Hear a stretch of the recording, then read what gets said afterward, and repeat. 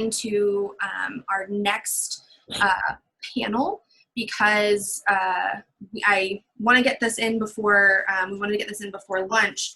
And so I'm going to introduce Cameron Yanchik, who will be the moderator for the student panel. And we thought it was really important to highlight some of the students around the state that are already doing really good work and highlight their efforts and have them talk directly about what has been working on their specific campuses related to voter registration, voter turnout, and things like that. So Cameron, I'm going to introduce her, and then she'll introduce the rest of the panelists that will be joining her. Cameron is a junior at the University of Oklahoma and has been working on civic engagement issues on campus through various outlets like Oklahoma Votes and Rock the Native Vote. She serves as a current civic engagement fellow for my center for the upcoming academic year. And so Cameron, I'm gonna kick it over to you, and thanks for moderating this panel. All right, well, thank you very much. We've had some really great speakers so far, lots of good experts, very informative. I hope everyone's taking some good notes because that's a lot of really, really great information. But we have a lot of students joining in to this call as well. So there's really no one best to really give some insight on what it's like to get involved in civic engagement and voter registration efforts among students on college campuses than students themselves. So we have some great students doing some great work for this panel. So it looks like I think everyone's here. So I'll go ahead and let everyone give their little bio and just kind of talk about their involvement on their campuses with voter registration and kind of more broadly civic engagement. So Peyton, I think Peyton, is she on here? If you want to kick it off. All right, well, hi, my name is Peyton Doherty. I'm a senior at Oklahoma State University studying political science and philosophy. At OSU, I'm one of our SGA Supreme Court justices, and I used to be a senator before that. I also work as a research assistant, and I coach moot court for our delegation of the Oklahoma Intercollegiate Legislature. And over the summer and for this upcoming school year, I've been part of a group of Black OSU seniors who are working to kind of bring civic engagement and activism to Oklahoma State University, and kind of working with civic engagement in a broader sense through anti-racist activism, with a focus on trying to get a specific set of changes implemented on campus. This summer we organized a Juneteenth rally and a March for Black Lives, and coordinated voter registration efforts for that. And we're really working on building a network of students and alumni and staff and faculty who can work together to kind of develop a detailed plan with specific and measurable goals to improve OSU for all students. And so, like, as kind of a broader part of that, we're working with our student government, other organizations on campus to try and get people more informed and involved with issues, especially in the upcoming election year. Awesome. And Demario Felder is another one of these on the panel. If you want to go ahead and introduce yourself and talk about all the work that you're doing. Yes, cool. Hello. Again, I'm Demario Felder, a graduating senior education major at Langston University. I currently serve as the chapter president for the Beta Kappa chapter of Alpha Phi Alpha Fraternity Incorporated. I am a past civic voice senator, co-senator from Langston University. I'm also the past activities coordinator for the Student Government Association. Within those few roles, I've already had a lot of activity within civic engagement on our campus. Starting off from my sophomore year, to now to my senior year. Great. And then Seth Nelson is another one of our student panelists, if you want to hop on and give a little brief introduction to all your work. I'm Seth. I'm a legal studies major at East Central University, and I was able to participate in the voter registration drive at our school this year, and I'm just excited to talk about that. Great. Nice. Okay, so we have a lot of people tuning in with all different levels of experience. So for those who are maybe relatively new to this work and maybe looking for a little advice and encouragement, can you guys each talk a little bit about how you've been so successful in your voter registration and civic engagement efforts? Maybe Peyton again, if you want to kick that off. Okay, I was wondering if we were going to be calling on people or just kind of jumping in. Okay. Well, something that we've really made it a priority to do, because we're not as experienced as some other people, is really just reaching out to people who do have more experience in that area and whatever kind of work we're trying to do, so that we can run ideas past them and get advice. And usually everyone's really helpful, and really focusing on building connections with like different community coalitions, any faculty who are willing to help, and local leaders, and just looking for any opportunities to use those connections. And then of course, staying really organized, and making sure to communicate clearly and consistently with all parties involved in the efforts that we're trying to do.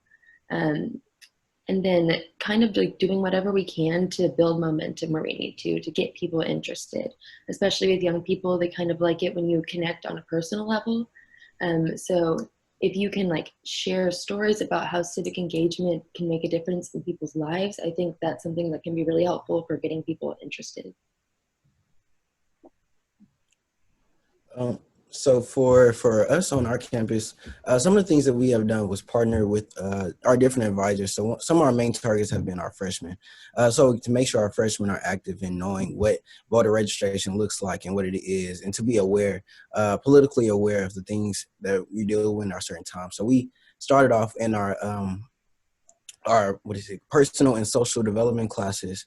Each freshman has to take that course. And what we do, we developed a schedule with the advisors and the teachers of those courses, and actually came in and had a conversation with these students and fostered a conversation to see what do you know about this and what can we help you with? And are you registered to vote? And what does that look like for you? Are you just being on campus? Are you registered back home? Or do you need to, switch things around? So that's what one of our main focuses was. Another focus that that my chapter focuses on is Voteless People is a Hopeless People. It's an initiative that we started back in the 1930s. It initially started off when a lot of African Americans had the privilege to vote, but a lot of voter laws were placed on them to not allow them to vote. So allowing people to become aware of the laws in their states and within their communities, and to be active and have a voice within your community. Okay, so one thing that ECU is really proud of is that for the past 6 years, we've had the largest percentage of students registered during our registration drive than other campuses our size. And the way that we did that was that we incorporated the registration drive and the contest into the classes. So we had an assignment in the government classes where each student had to register at least 3 people. That could be like family or friends. And if you get more than 3, then you get bonus points, or you could work the registration booth. And that really helps because instead of like having a club with people you don't know or representatives, which can be intimidating for a lot of students, it's peer-to-peer, student-to-student registration. So it's people that you know, people that you go to class with, and that really helps take a lot of the edge off of it, and also helps persuade people to join.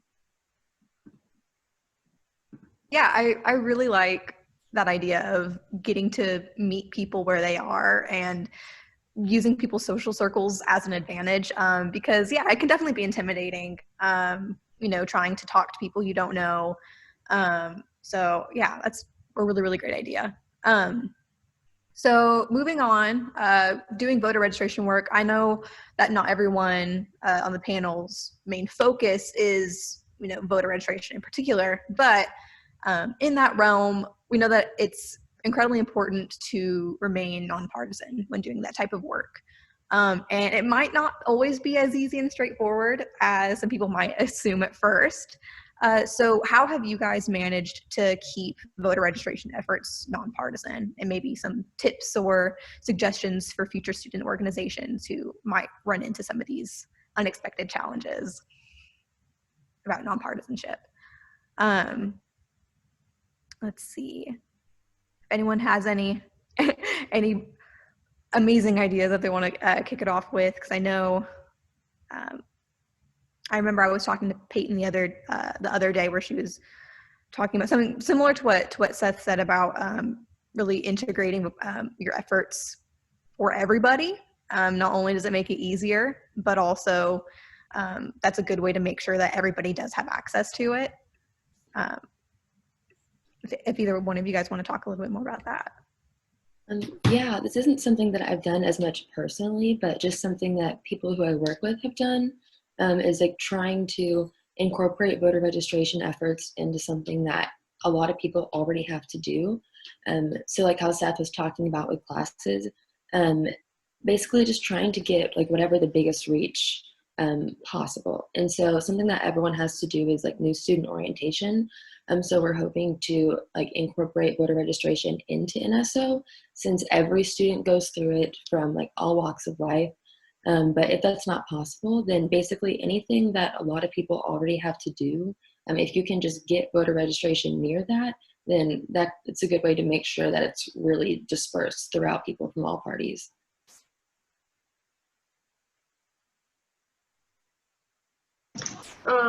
One thing that helps with ECUs is that the Young Democrats and the Young Republican organizations actually work together, and that helps keep a lot of it nonpartisan because we are working together.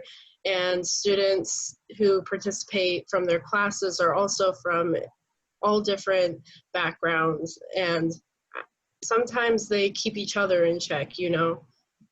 So that helps a lot. And the students are also educated beforehand on what questions you can and can't answer and all that sorts of stuff. So that education is really important as well. Yeah, what are some maybe kind of questions or frequently maybe no-nos that come up a lot that maybe you've had experience with, telling people, oh no, you can't do that. That's partisan and that can get us in trouble. One thing that we see a lot is one challenge with the peer-to-peer registration is that they'll be like, well, what should I register as? Like, I don't know what to register as. And, we have to be like, well, we can't tell you. One thing that is difficult is that people will ask, what is the difference between the parties? And that is difficult to answer in a nonpartisan way.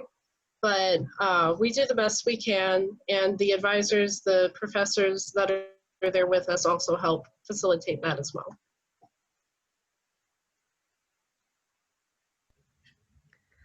Damari, have anything that you want to say on this topic?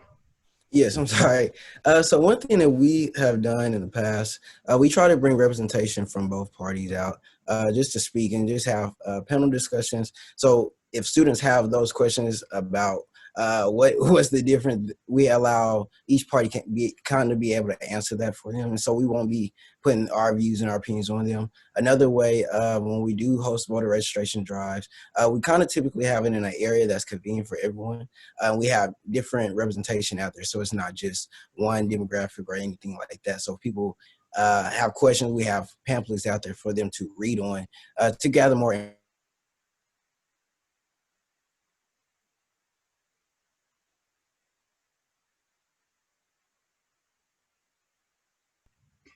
Give him a few seconds, see if he's cutting out for me.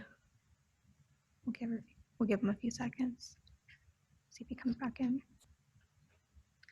But yeah, I know that's something at OU that we've definitely tried to do some work on with remaining nonpartisan, because sometimes different student organizations from different ends of the political spectrum aren't always active or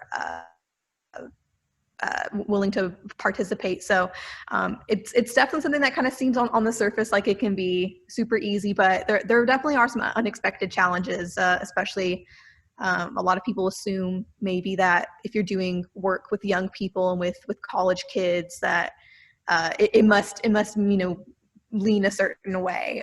But I know that there are a wide variety of political beliefs on our campus, and I'm especially in a place like Oklahoma. There's definitely a lot of political diversity on our campuses. So, all right. So hopefully he can come back in soon. But while we're waiting for that, we'll go ahead and move on to another topic. So one of my favorite parts about doing voter registration is getting to interact with our peers and people on campus, really having those important conversations about why everybody should make their voice heard. And of course, some people are more receptive than others. So I just want to hear what's your pitch? What's your spiel for explaining the importance of civic engagement? So we don't so much have like a pitch so much as you say, would you like to register to vote and all this, and then the interaction starts from there usually. But one response that I think helps a lot when people say that they don't have time or they don't want to, or they're not interested in politics, is that our world is always changing and something could happen and you want to vote, but you can't because you decided to walk past our registration booth and now you're stuck, you know? So even if you don't want your voice heard now, or if you don't care about it now, you might later, and that's why it's so important to register now when you have the chance and when you have the resources. Yeah, absolutely. Peyton, do you have your spiel whenever people try to ask why they should vote? I think a lot of times with young people, you hear, not just with young people at all, but with all kinds of people, you hear them talk about how it's all just politics, and it just gets old and it's confusing, which it does get old and confusing, so I understand. But I just try to emphasize that it's not just politics, because politics affects people and it is about people, or at least it should be. And the policy choices that our elected officials choose to make or not make have real material impacts on people's lives, and can even be to the extent of being life or death, as we're seeing now with COVID. You just have an obligation to look out for other people, even if a certain policy choice doesn't affect you. And part of that obligation means staying informed on how your vote affects other people's lives and just making sure that you're doing your part. Yeah, and it looks like Demario is back in. So if you want to wrap up kind of what you cut out, you were talking about having information like pamphlets and stuff to give people to remain nonpartisan. So if you want to, wrap up any loose ends. Oh, yeah, that was kind of the gist of that. Okay. Just providing, we try to provide information on both ends with pamphlets and things of that nature. Yeah. And then if you also want to give your pitch for why it's important to be engaged whenever someone may ask why do I need to get engaged? Yes, I honestly believe right now is a very, very crucial time to be engaged, to understand. One thing I like to allow people to know that our voices has power. I believe this generation, our generation right now, has the fuel and the energy to drive it, because we want to see change. If in order to see change, we have to be aware of what this change look like. We have to be aware of our where we stand right now politically, and what to determine how can we move forward is based upon our voting, based upon being within the circuit to know what's going on. So that's kind of one of the main reasons that we push voting efforts on our campus. And one of the main reasons I push voting efforts, because to know some years ago, a lot of my people didn't have the right to. I feel it's a movement. I feel it's my duty to be active in voting, things of that sort. So that's one of the main reasons I push it, just because to know our voices are the things to seek change. Yeah, for sure. There was someone in the comments who had a question that's very, very similar to this one, just talking about advice. So you guys gave your spiels, your pitches for civic engagement, but maybe if you have any words of encouragement or advice for other student leaders who are, really want to help their peers get registered and get mobilized, but are struggling with students who just don't care, who are apathetic or disinterested. You guys gave some very compelling, very compelling and persuasive remarks there, but if you just want to give a little extra pieces of advice for how to deal with people who just don't seem to care. I can go start. So I think one thing is sometimes we're not going to be able to hit everybody as off so bad we want to, but sometimes just not to stop. Keep trying, keep informing people of the information, because sometimes that might be that very change. They may see someone on TV and then they reflect back to the words that you spoke to them about voting or such or whatever it is. I had a student, one of our freshmen, came back to me and really was like, "Hey, Mario, I really want to say thank you for just providing this information for me, because I wasn't aware of this." And I was like, okay, cool. Like it didn't make me realize the job and the work that I was doing until afterwards. So don't think maybe because they're not showing efforts at that time, or the drive is not, or your voter registration drive is not going successful, that you're not making any effort, or you're not making any change. Keep pushing and keep trying. I would second that. Perseverance is definitely very important and is key in getting people to register. I would also say that something that could help is having resource, because not everybody has the resources to get a form and then mail it themselves.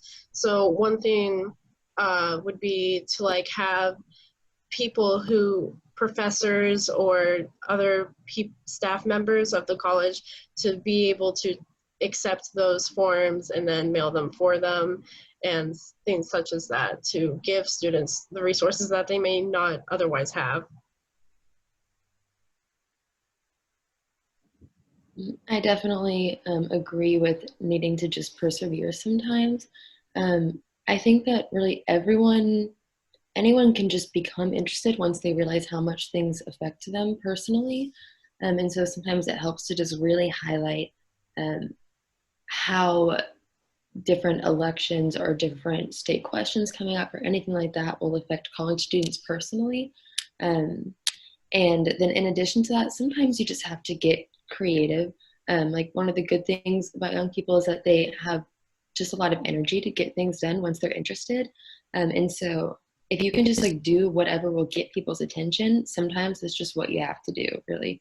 Even if that's not super related to civic engagement in the beginning, sometimes you just want to get people in the door. So whether that means getting their friends involved or someone they admire involved, sometimes that's just what you have to do. And if it helps get people registered, then it's worth it. Yeah, definitely. And I like what you said about getting other people involved to, that might be someone's foot in the door. Is that partnership with something that might not initially be civic engagement based, but if they find a way to relate it, that's a great segue to get people who might not consider themselves inherently political people to kind of take note of what's going on and maybe spark their interest. And that kind of leads me into another question. So we're on campuses, there's lots of great student organizations and university organizations that are doing all different types of work. So how does your organization partner with broader civic engagement efforts on your campus? I think DeMario talked a little bit about stuff that his fraternity has done and partnerships that they've made before. Yes. So one of the things that one of our chapters does is we partner with our grad chapters a lot of the times to host different voter registration drives. We kind of make it into a contest now. And if you even look on our website on the Alpha Phi Alpha 1906, you'll find a lot of information about voter registration and things like that. You can find local information within your actual state. Well, we were on Oklahoma, but if you were in a different state, it just provides you a lot of information. And with that, we go out and take it's kind of into pamphlets, and we take these informations to different rallies. We recently was at the Black Lives Matter rally. We went down to the Capitol before and actually handed out this information and hosted a voter registration drive there. These are just some of the efforts that we do just to try to make sure people are aware. And it's not just sometimes about being registered to vote, because once you are registered to vote, are you aware of the changes that's in your community? Are you aware of the things that's in your state? And so that's kind of the purpose that we try to drive behind.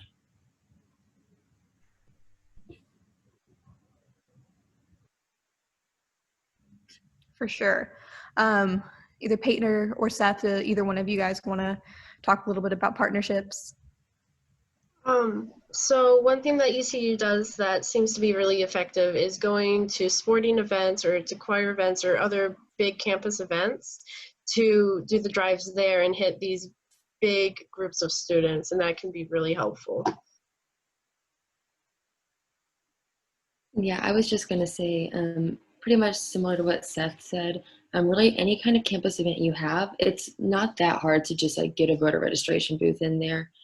Even if you have to contact someone from any sort of political party near your campus, they're probably willing to come set up a nonpartisan voter registration booth.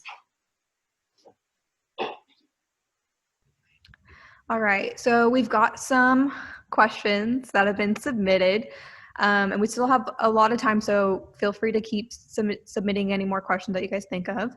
So we talked a lot about, so someone has a question to see maybe if you guys have any history or experience dealing with gerrymandering, and how do you address gerrymandering with students? I don't know the abbreviation WRC. So I don't have the texting lingo, but where to register to vote.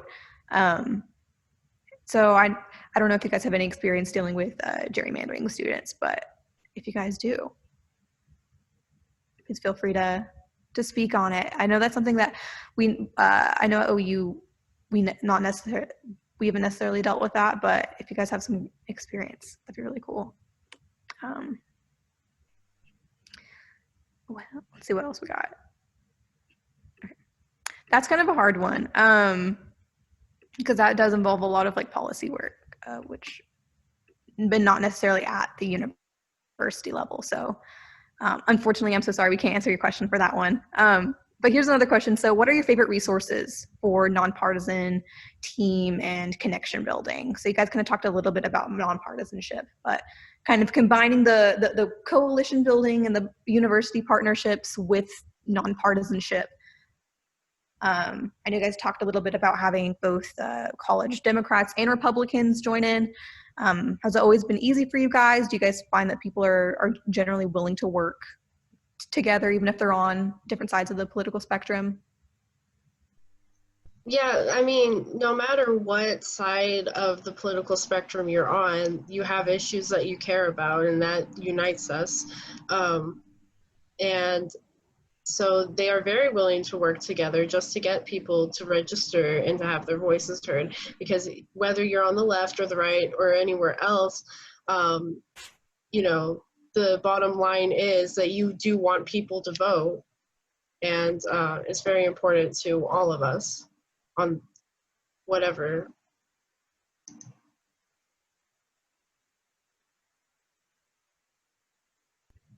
Yeah.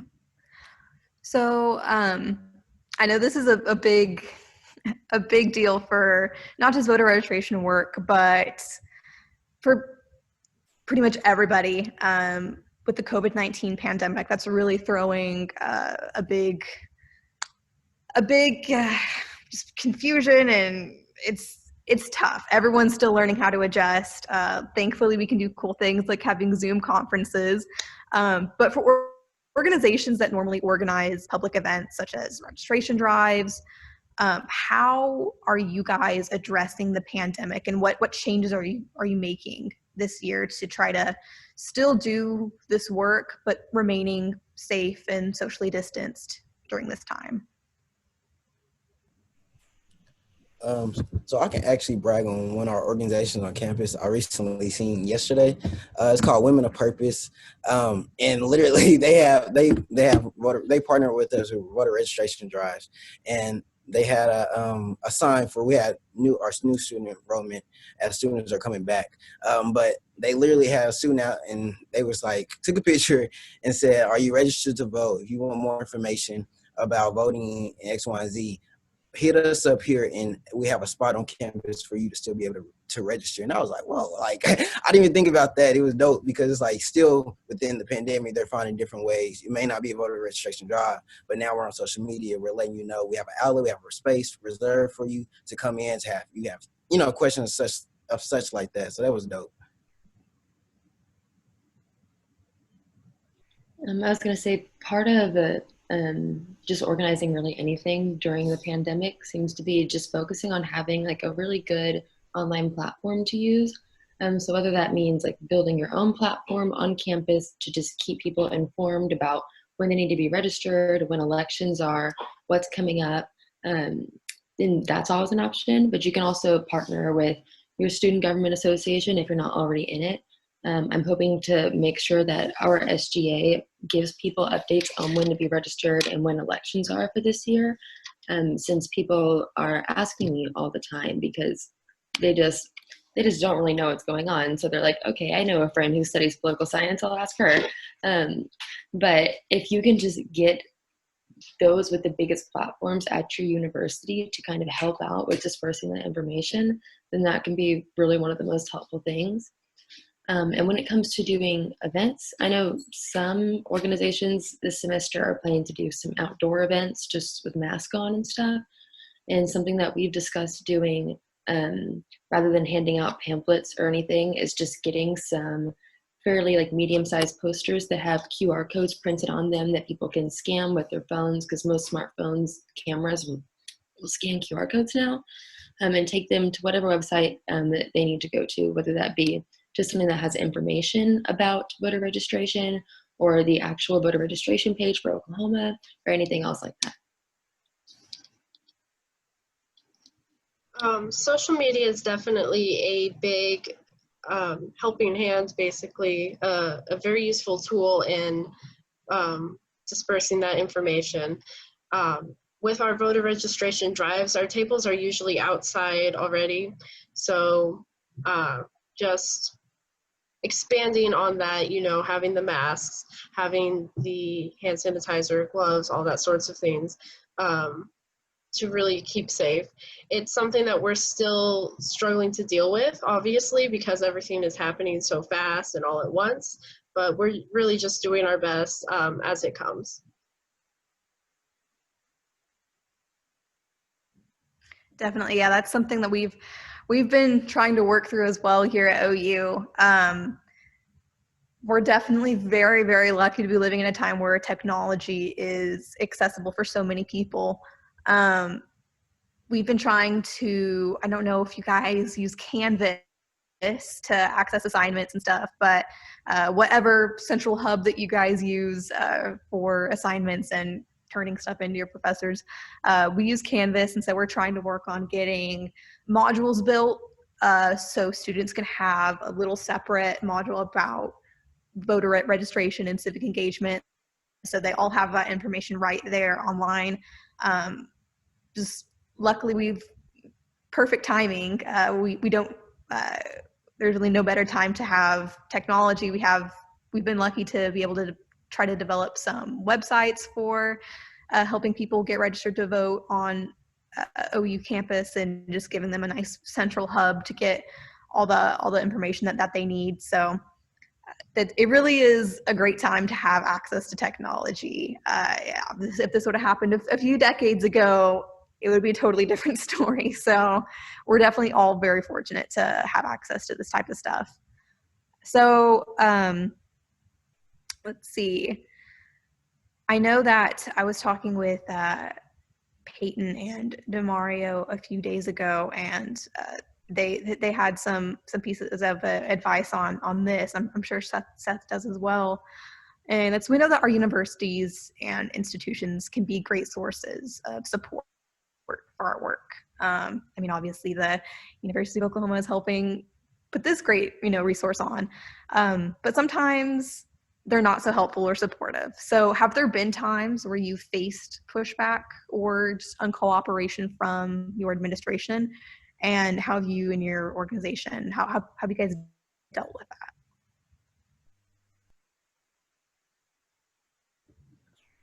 So I can speak. I think, well, within like colleges, as students and then as administrators, sometimes it it gets tense about what the students want and what administration will allow and not allow.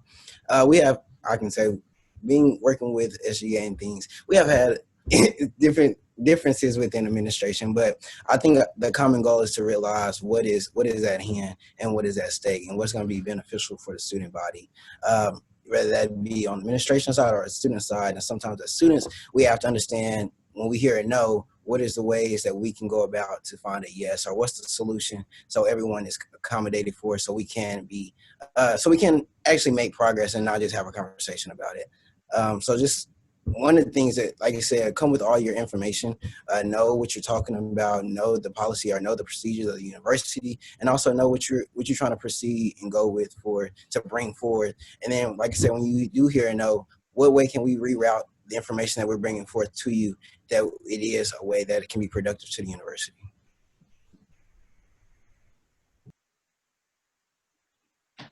I would say, like, when it comes to facing kind of pushback from university administration, I know oftentimes that tends to come from top officials or whoever's at the very top of whatever you're trying to work with. And so it can be really helpful to just try and find allies wherever you can. Like, even if the head of your university or the heads of your department or whatever seem to be pretty against whatever you're doing, like, it's not a monolith. So you can find faculty who are involved and who will be your ally and help you through that, even if they have to do it kind of in secret. There's always someone willing to help, and it's good to have those people to just run ideas past before you bring them to the higher ups, and wherever you can, make sure that you cite your sources, bring receipts, have research, and just have everything really detailed and well thought out. That's always the best way to go, because you really don't want to leave things open for questions if you can avoid it.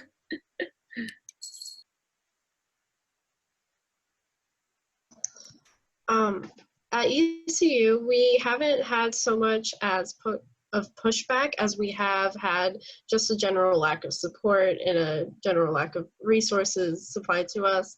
And well, one thing in particular that I know has helped us is Dr. Pappas, who is here now. She is a warrior and has fought for voter registration and the political organizations at our school to have the reach that they have now, and really just keeping on fighting and doing what we can to reach the students, even if the university won't support us like we would prefer they would.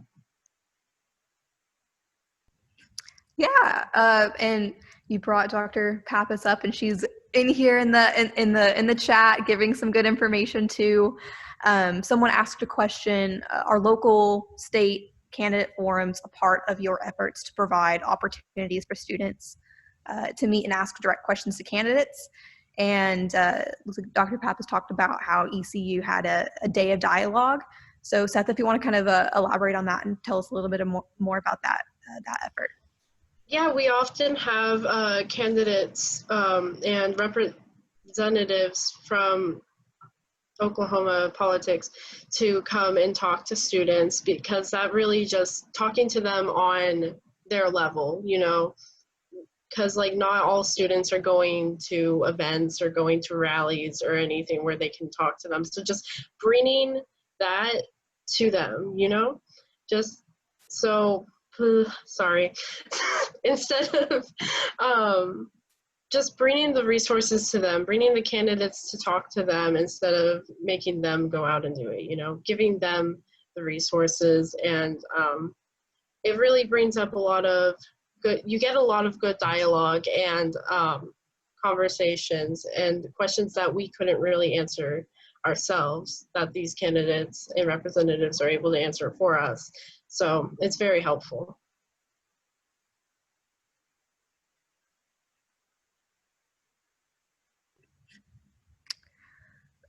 If Demario, if you want to talk a little bit, I think you did you mention having candidates and stuff coming to Langston? Yes, I kind of spoke on it a little earlier. Just piggybacking, like the opportunities it do provide. We try to bring representatives from both sides, both parties, just to give insight and what I'm saying, give that more touch that we probably not able to answer. So I think it's very, very, very crucial to try to bring candidates out. Definitely. I think I'm back in, if you were wondering. Okay, yeah, I was like, I was like, okay. if you want to, if you have anything to say about having state and local candidates, if you've any experience with that effort. Yeah, we had a few state and local candidates or elected officials speak at our protest. And really anyone who we've reached out to is really excited to do it. And it's usually not too hard to get that to happen, especially your school's SGA probably goes to the Capitol once a year to speak to the people who represent the area that your school is in.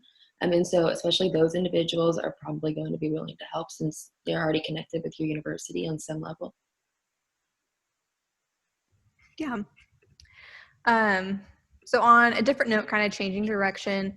So obviously not all college students are young people, but generally speaking, kind of a pros and cons list, kind of a two-part question. What are some unique challenges that you face working with students on college campuses? And then maybe on a more positive note, if you also have any, great aspects or strengths as well about working with college students. If you guys want to share any of those.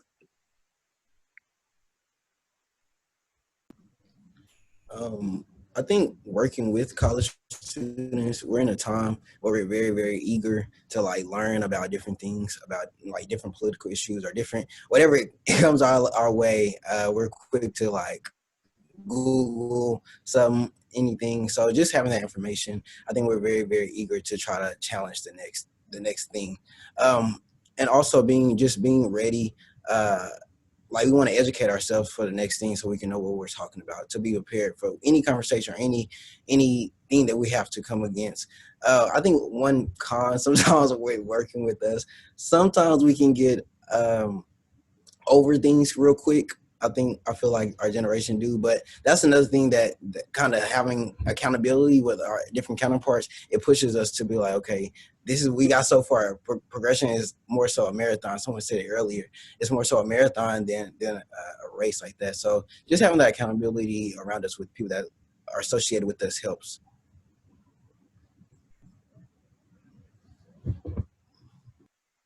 I think part of the what can be difficult with college students specifically is that college is such a social environment that a lot of times people only want to do what their friends are doing or what their friends are interested in or involved in. And so, I mean, that has consequences and benefits to it because on the upside, you can get people's friends involved and then get people with them. So sometimes if you focus on getting student leaders to be involved in whatever it is you're doing, then the people who they usually lead will follow. And so that's pretty helpful. But then it just is difficult sometimes when you can't get those leaders. But on the upside, young people or young adults are usually the ones who make all the big changes in society or start the movements, anything like that, and because they just have the most energy. And the good thing is that they're not as stuck in their ways and willing to learn. But also, college is about learning and social experiences for some people. So it's kind of tough to balance that sometimes to make sure that everyone wants to learn as well as have a good time.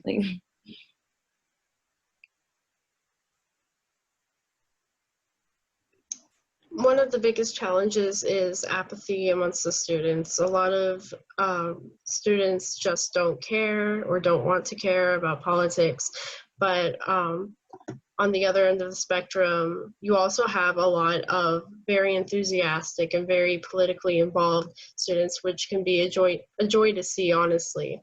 And so that's kind of the pros and cons of working with students. Yeah, definitely. I think probably the biggest misconception, although it's, you know, it's true for all age groups, that there are going to be some people who are apathetic or don't care. And, you know, with lower registration and participation rates, there's definitely, I think, a bit of a misconception that just college students in general don't care. But as we can see here, there's definitely a lot of people who are super energized, and definitely some great pros about just being willing to learn, receptive to new ideas, being able to navigate technology and using that as a gateway for education and information. So yeah, there's definitely a lot of pros, despite maybe some stereotypical cons. So we have another question, kind of talking a little bit about you personally and your personal connection to civic engagement work. So how did you all first decide to get involved with civic engagement, and what about this area really made it a priority for you? And just how did you decide to make this one of your priorities?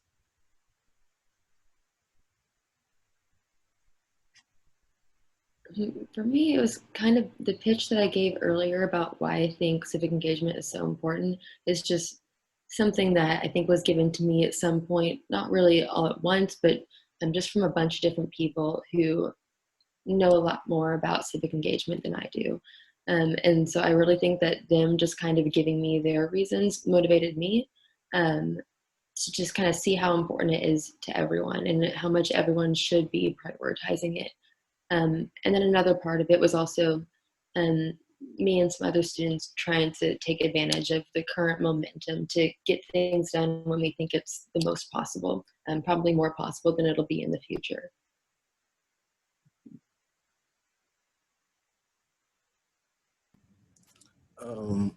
Well, me, I kind of talked about it also earlier. When I first got into, or became the civic co-chair for the Senate, I really didn't know exactly what I was getting myself into.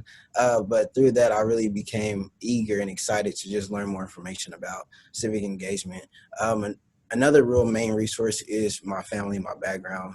Just being almost one of the first in my generation to have to go to college and then just experience this and be able to vote and things like that. It just touches me. And like I said, it became my duty, my active duty to learn more and to be engaged within civic duties.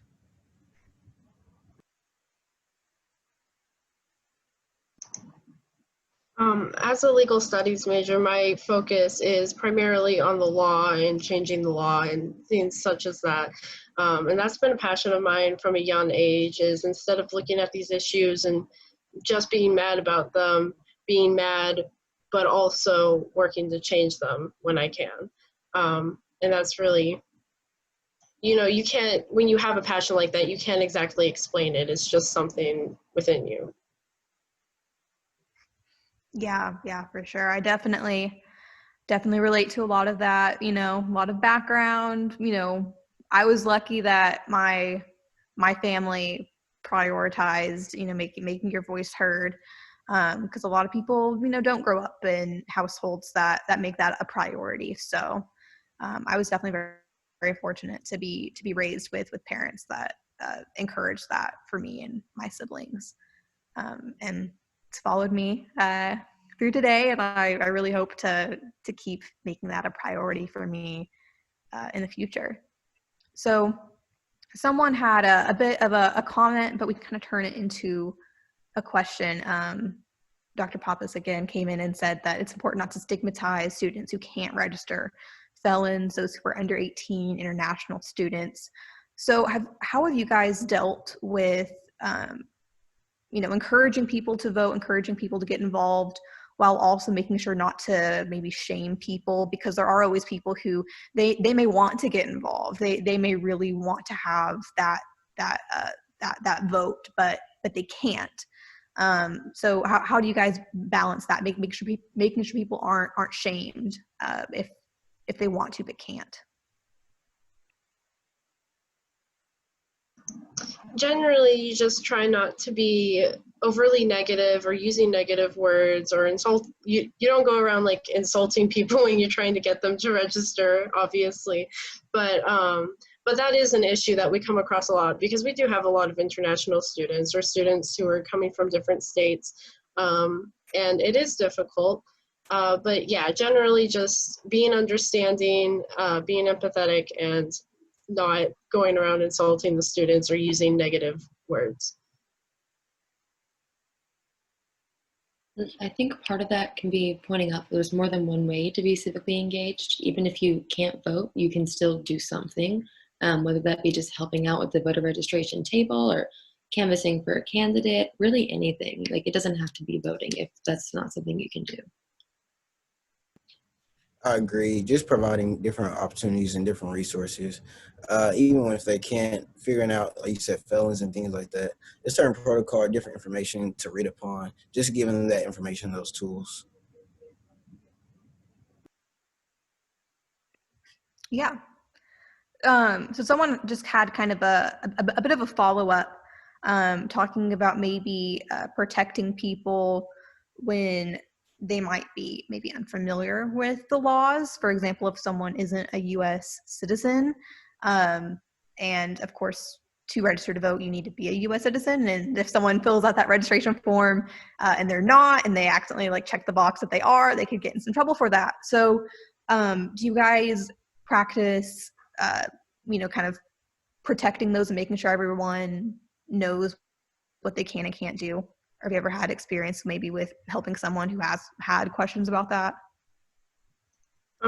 We have gotten questions about that before, and we usually just do our best to educate them on that sort of things and who can and can't register. And we don't just go out and like ask people like, are you not supposed to be here, or something like that would be very bad. But we do make sure that people know, like, oh, check this if you're this and such, just helping them fill out the form as needed.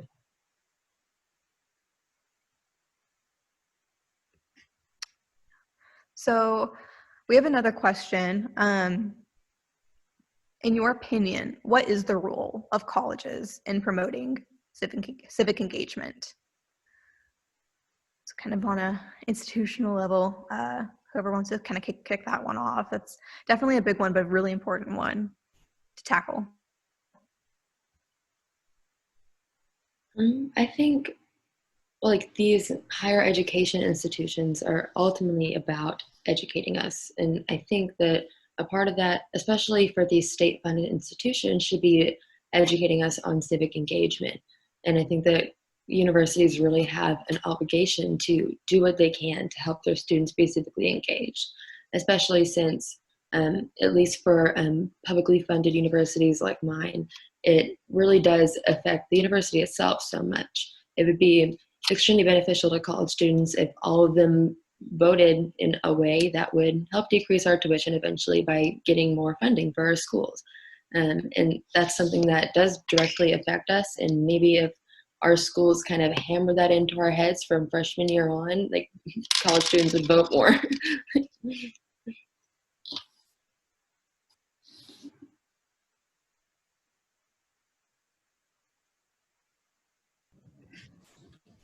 I agree. I think it's very, very, very important for colleges to be engaged in trying to get students engaged within civic engagement, because, like you said, it's kind of a stepping stone. Once you get out of college, it's like, what's next? What information do you know about the state government? What information do you know to receive so you can be better? So I think it's a very crucial role for colleges to even introduce this at freshman level, like you said.